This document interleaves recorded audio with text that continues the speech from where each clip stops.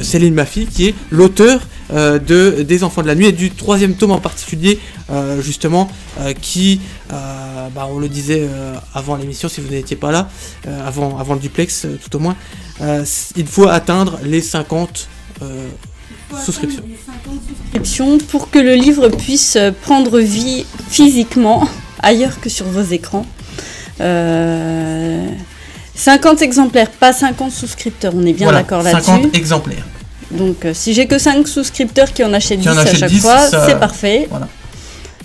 À savoir que ce livre est bel et bien une préquelle, hein, comme je l'ai déjà expliqué, parce qu'il est malheureusement, j'ai pas fait attention, il est présenté comme le tome 3, mais c'est bien une préquelle.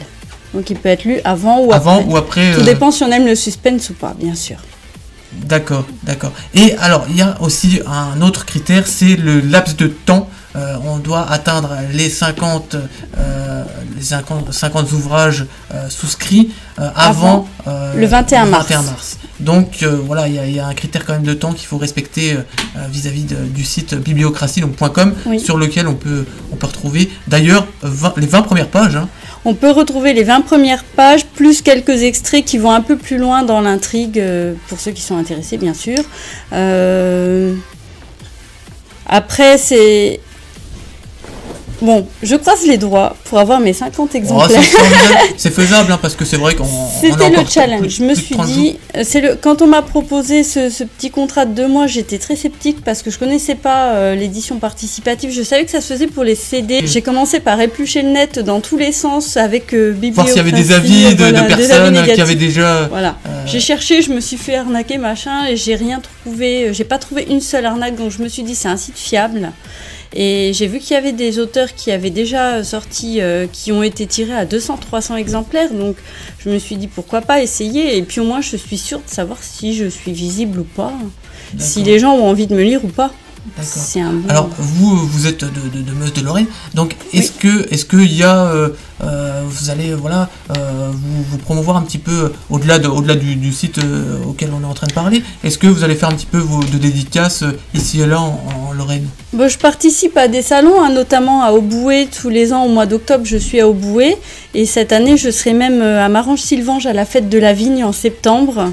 Faut venir au salon du livre à Verdun, premier salon du livre. Il y a un salon du livre, premier du genre au mois d'avril, alors j'ai plus la date exacte, mais c'est courant avril. Ah je vais c'est d'ailleurs l'association Plume qu'on salue, avec Pierre Lombard qui organise le premier salon du livre de Verdun. Je vais contacter Pierre dès que je pourrai pour lui demander des précisions.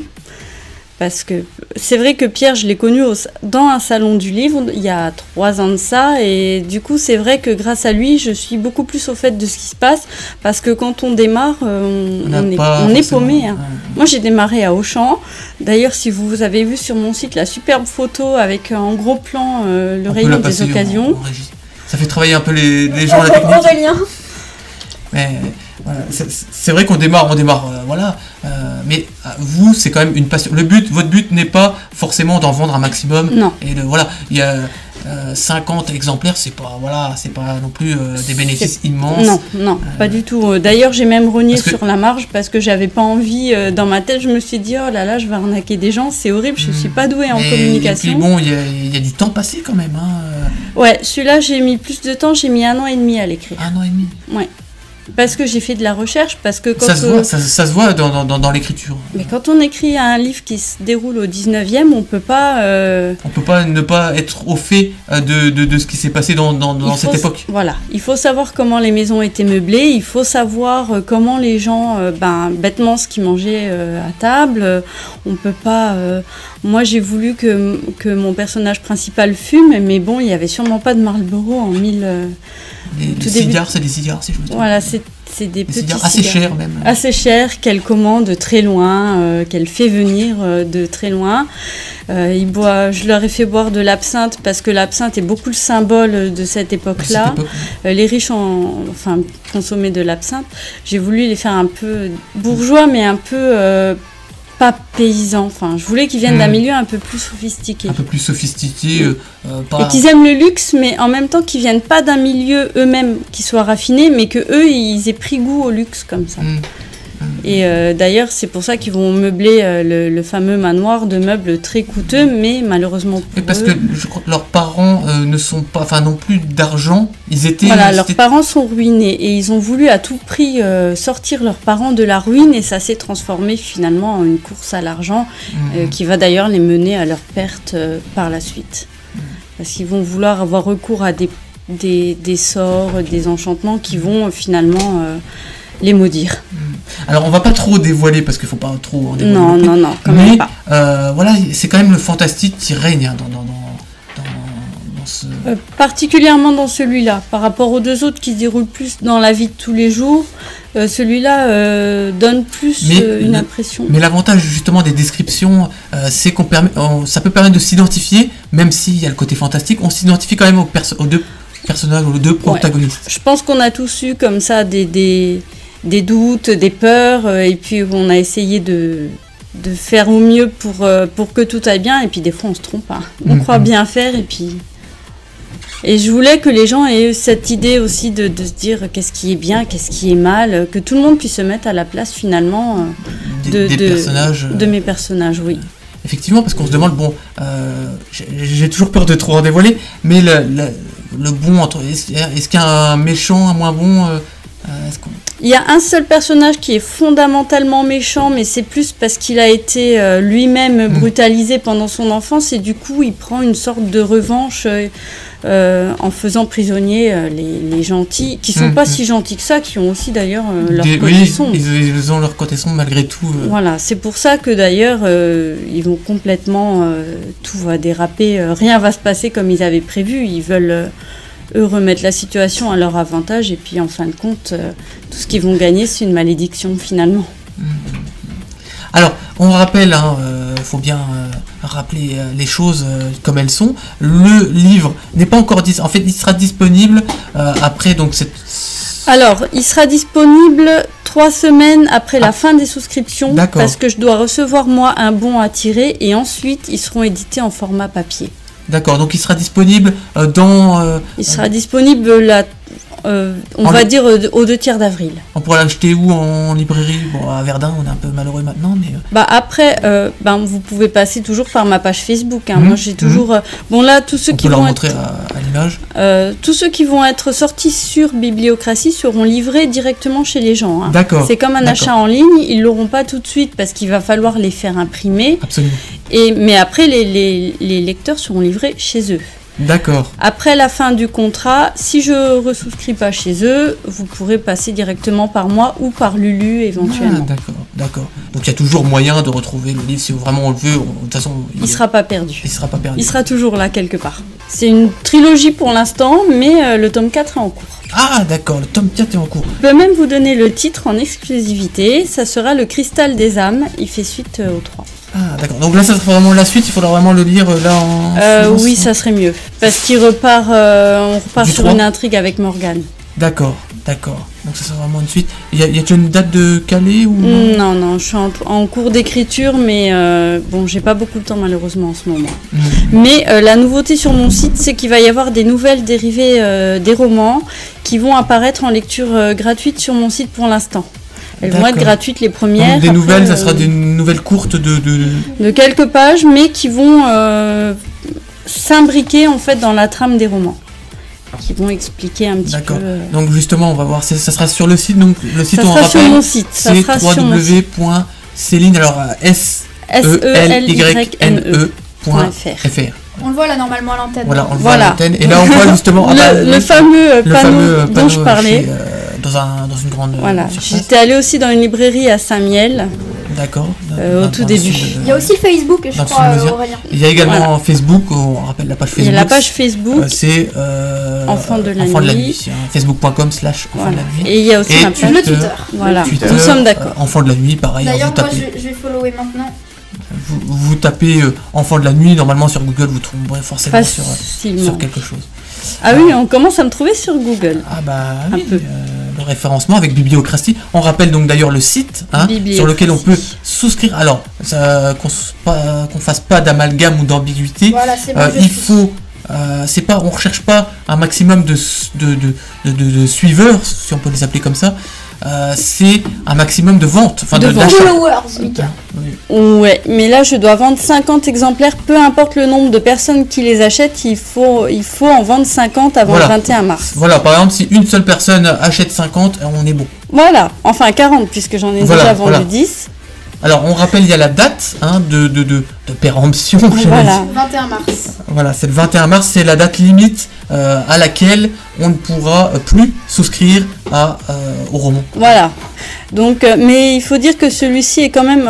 Moi, j'aime beaucoup la présentation, qui est simplifiée par rapport à ma première maquette. Donc, il est beaucoup plus sympa. Et c'est une édition collector, bien sûr, puisque si je ne retourne pas chez Bibliocratie, il n'y aura que ces 50 exemplaires-là qui seront donc collector.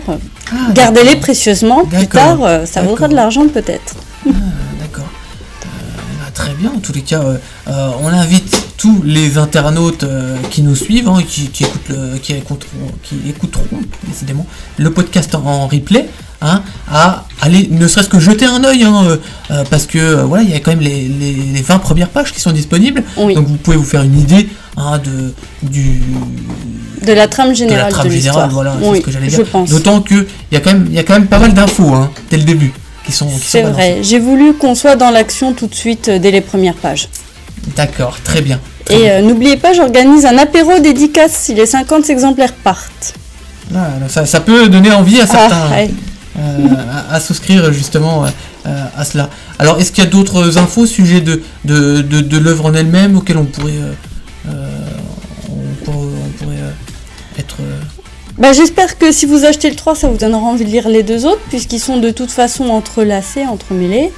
Et si Oui, vous c'est indépendant, donc on peut acheter le tome 3 et puis revenir ensuite Le sur- tome 3 est une préquelle, hein, je le rappelle. Si vous aimez pas le suspense, commencez par le 3. Maintenant, si vous aimez le suspense, à vous de voir. Mais achetez-le et puis achetez les deux autres en même temps, tant qu'à faire. Et vous commencez par le premier. À vous de voir. Très bien. En tout cas, on invite quand même à y aller parce que c'est quand même pas mal. Moi, j'aime bien. Moi qui aime le fantastique, forcément, je trouve ça vraiment, vraiment bien, vraiment bien. Et c'est tout public, on peut dire. Bon, peut-être Voilà. pas en dessous de 10 ans, mais c'est assez soft. Ça hein, y a reste, pas de- voilà, ça reste. Et puis les mots sont pas trop compliqués. C'est ouvert à tous, hein. Oui, j'avais vraiment envie que tout le monde puisse le lire sans se prendre la tête. Notamment les adolescents. Hein, je pense Voilà. aux adolescents. Mauvais souvenir de faites attention. collège-lycée, peut-être, je ne sais pas. J'avais pas envie de faire des livres où on oublie le début de la phrase quand on arrive à la fin. C'est pas compliqué, même si on le rappelle, l'histoire se déroule au 19e siècle, mais les termes ne sont pas. Je suis pas Zola, j'ai pas fait des tas de descriptions sur les vêtements ou les meubles. Non, j'aime pas ça. Je pense qu'il y a plus d'action qu'autre chose. Voilà. Enfin, j'espère. Ah, oui, Oui. il y a de l'action quand même. Voilà, donc on invite les internautes à aller. Donc on va le revoir, le site c'est bibliocratie.com. Voilà. Hein. De toute manière, on peut le retrouver directement. Il y a les liens sur votre page.